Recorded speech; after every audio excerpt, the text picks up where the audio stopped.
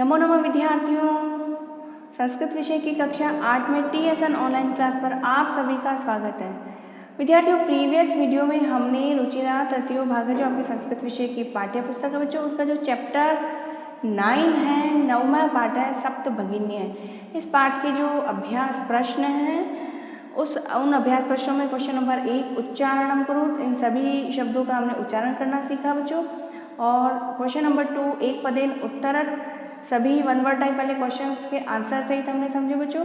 और question number 3 पूर्ण वाक्य उत्तराणी लिखत, इन सभी प्रश्न को हमने अर्थ सहित हिंदी ट्रांसलेशन सहित समझा बच्चों।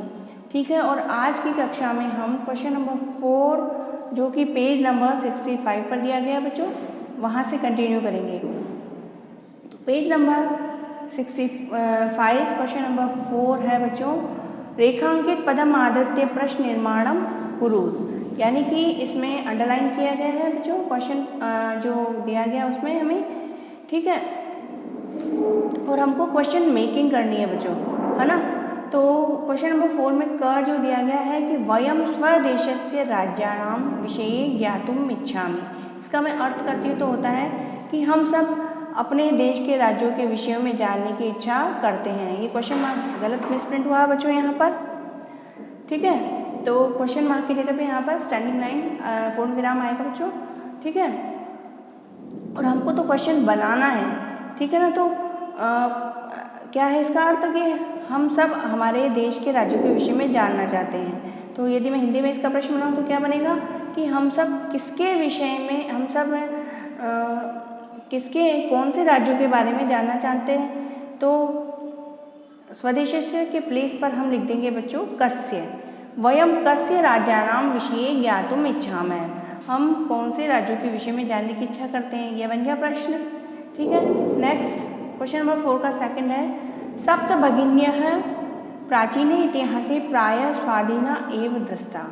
जो सप्तभगिनी जो 7 बहनें जो हैं वो प्राचीन इतिहास में पहले के समय में क्या थी, वो प्राय स्वाधीन थी, ऐसा दिखाई देता है।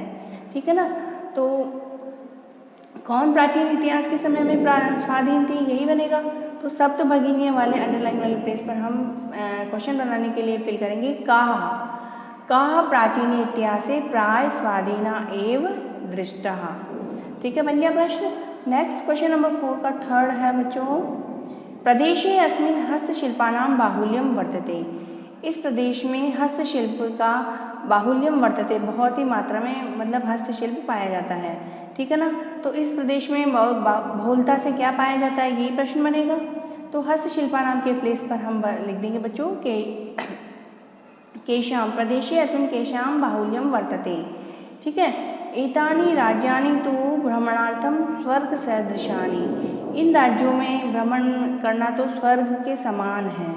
ठीक है ना, तो स्वर्ग सदृशानि के प्लेस पर हम लिख देंगे कीदृशानि, एतानि राज्यानि भ्रमणार्थम कीदृशानि, इन राज्यों में भ्रमण करना कैसा है। ठीक है, और क्वेश्चन बन जाएगा। और ठीक है बच्चों, और जितने भी यहाँ पर क्वेश्चन मार्क लगे हैं वहाँ पर पूर्ण विराम हो जाएगा, और जब हम आंसर इसका बनाएंगे तब वहाँ पे हमें को क्वेश्चन मेकिंग करनी है, तब हमारा वहाँ पे क्वेश्चन मार्क लगाएंगे अंत में। ठीक है, तो क्वेश्चन नंबर 4 के पश्चात क्वेश्चन नंबर 5 है बच्चों, यथा निर्देशम उत्तरतः, निर्देशानुसार उत्तर दीजिए। ठीक है ना, तो क्वेश्चन नंबर 5 का जो क है बच्चों वो है, महोदय मे भगिनी कथयति अत्र मे इति सर्वनाम पदम कस्य प्रयुक्तम, कि हे महोदया मे भगिनी कथयति, मेरी बहन कहती है। ठीक है ना, अत्र मे इति सर्वनाम पदम कस्य प्रयुक्तम, यहाँ पर अत्र यानी यहाँ पर ये जो सेंटेंस दिया गया उसमें मे जो सर्वनाम पद है वो कस्य प्रयुक्तम, किसके लिए प्रयुक्त किया गया है। ठीक है ना, तो ये सेंटेंस किसने बोला था, स्वरा ने बोला था। और संस्कृत में इसका अर्थ जब हम लिखेंगे कि किसके लिए प्रयुक्त हुआ है तो हो जाएगा यहाँ पे विभक्ति के अकॉर्डिंग स्वरायै, स्वरा के लिए ये मे शब्द प्रयुक्त हुआ है। ठीक है, नेक्स्ट है सामाजिक सांस्कृतिक परिदृश्यानां साम्याद इमानि उक्तोपाधिना प्रथितानि, यानी कि सामाजिक सांस्कृतिक परिदृश्यों में ये साम्याद के समान इमानि उक्तोपाधिना सामाजिक सांस्कृतिक परिदृश्यों में समानता के कारण इसको इस उपाधि से प्रथितानि प्रसिद्ध हुई हैं ये, ठीक है ना। तो अस्मिन् वाक्ये प्रथितानि इति क्रियापदस्य कर्तृपदम किम, इस वाक्य में जो प्रथितानि प्रसिद्ध जिसका अर्थ है कि यह जो प्रथितानि जो शब्द है वो क्रियापद जो है वो उसका कर्तृपद कौन है, प्रसिद्ध कौन हुए, ये राज्य प्रसिद्ध हुए। तो यहाँ पर इमानी शब्द जो आया राज्यों के लिए आया है, ठीक है ना। तो इस वाक्य में प्रथितानि जो क्रियापद है उसका कर्तृपद होगा बच्चों इमानी, ठीक है।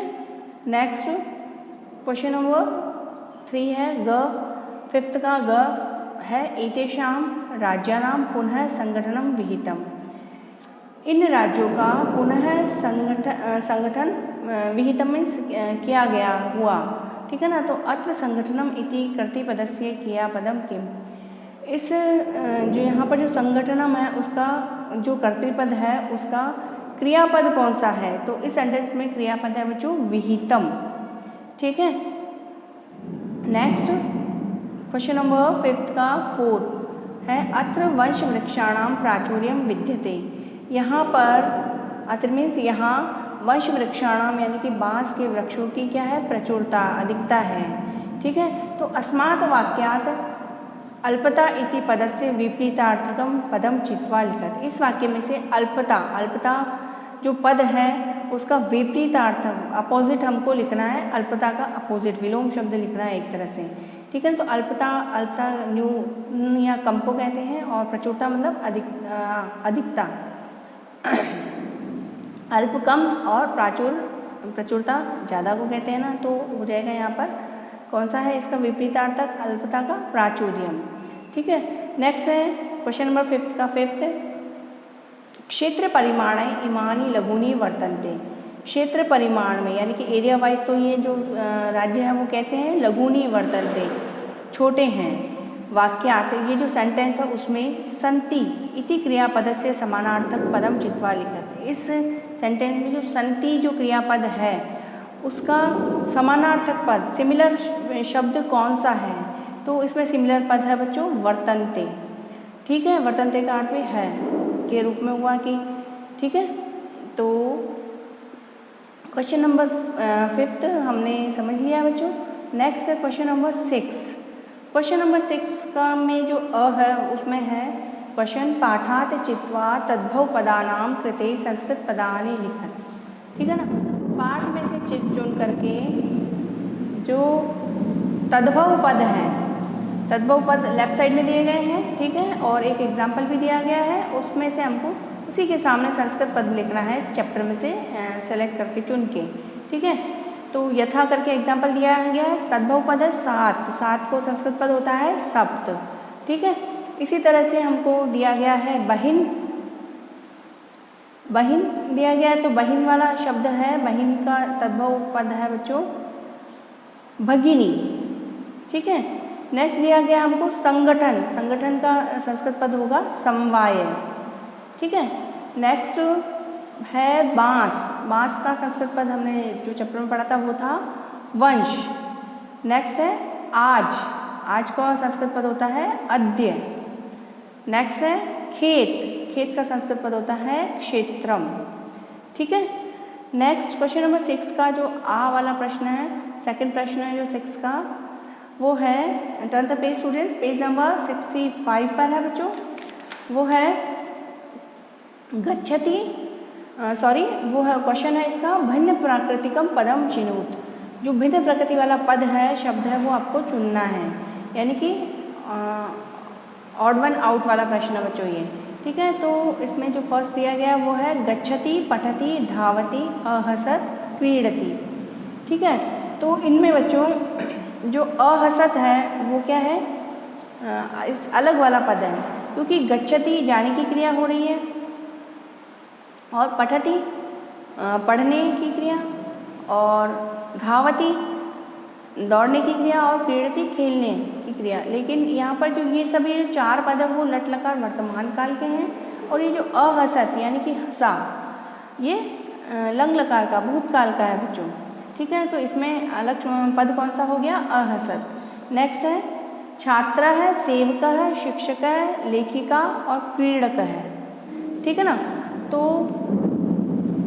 यहाँ बच्चों छात्र, सेवक, शिक्षक और क्रीड़क ये सभी क्या है, पुल्लिंग के शब्द है, और लेखिका है वो स्त्रीलिंग का है। तो इसमें अलग कौन सा हो गया, लेखिका। ठीक है। नेक्स्ट बच्चों, पत्रम, मित्रम, पुष्पम, आम्र, फलम और शाखा। ठीक है।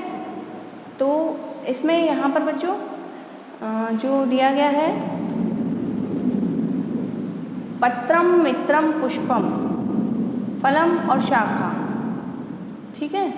तो ये सभी इन और इनमें जो ये जो आम्र है बच्चों वो अलग है, बाकी ये पत्रम, मित्रम, पुष्पम ये नपुंसक लिंग के हैं। तो आंसर क्या हो गया आउट वन आउट में, आम्र, आम्र है। ठीक है। नेक्स्ट है बच्चों, व्याघ्र है, भल्लुका है, गज है, कपोत है, वृषभ है, सिंह है। ठीक है। तो यहाँ पर बच्चों जो कपोत है यानी कि कबूतर है वो पक्षी हो गया, इसमें अलग हो गया इनसे। ठीक है। तो ऑड वन आउट में लिख देंगे हम कपोत है। ठीक है। बाकी ये जो भल्लुक है, भालू, व्याघ्र है, वृषभ है, सिंह है, गज है, हाथी, ये सब इनसे कपोत से पक्षी से भिन्न है। ठीक है। तो ऑड वन आउट में हो गया कपोत, कबूतर। ठीक है। नेक्स्ट है अंतिम इसका, पृथ्वी, वसुंधरा, धरित्री, यानम और वसुधा। ठीक है ना। तो पृथ्वी, वसुंधरा, धरित्री और वसुधा ये सब धरती के पर्यायवाची है, लेकिन जो यानम, यान किसको बोलते हैं, जो चलने वाला जो होता है यान। ठीक है ना, गाड़ी वगैरह। ठीक है ना, बस यानम, रेल यानम। ठीक है ना, तो वाहन को कहते हैं। ठीक है। तो ऑड वन आउट वाला वर्ड हो गया इसमें यानम। ठीक है। नेक्स्ट है क्वेश्चन नंबर 7, अंतिम प्रश्न है हमारा, विशेष्य विशेषणानाम उचितम मेलनम कुरु। जो विशेष्य पद दिए गए हैं लेफ्ट साइड में और राइट साइड में दिए गए हैं विशेषण पद दिए गए हैं बच्चों। ठीक है ना। तो लेफ्ट साइड में दिया गया है अयम, और इसके पश्चात दिया गया संस्कृति विशिष्टायाम, नेक्स्ट है महत्वाधायिनी, नेक्स्ट है प्राचीने और नेक्स्ट है एक है। ठीक है। इसी प्रकार से राइट साइड में दिया गया है विशेषण पद है संस्कृति, इतिहासे, प्रदेश है, समवाय है और अंतिम है भारत भूमौ। ठीक है। तो मैच द फॉलोइंग वाला क्वेश्चन है बच्चों ये। ठीक है। विशेष्य पद को हमको विशेषण पद से मैच करना है, तो मैच करेंगे हम, तो उसके सामने आंसर लिखेंगे उसका। तो अयम प्रदेश है, इसका विशेष्य पद हो गया, विशेषण पद हो गया। फिर है संस्कृति विशिष्टायाम, संस्कृति विशिष्टायाम को मैच करेंगे हम भारत भूमौ से। नेक्स्ट है महत्वाधायिनी, संस्कृति से मैच करेंगे। नेक्स्ट है प्राचीने, इतिहासे। नेक्स्ट है एक समवाय। ठीक है बच्चों। तो हमने विशेष्य पद को विशेषण से मैच कर दिया है, और क्वेश्चन नंबर 7 भी हमारा अंतिम प्रश्न था जो कंप्लीट हो गया है बच्चों, हमने समझ लिया है।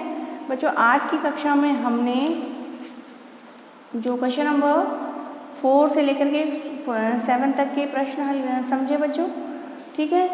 और आज की कक्षा में इतना ही बच्चों, चैप्टर कंप्लीट हो गया है, और अगली कक्षा में हम नेक्स्ट अध्याय से पर चर्चा करेंगे बच्चों। आज की कक्षा में इतना ही, अगली कक्षा में फिर मिलते हैं, तब तक के लिए शुभम मंगलम।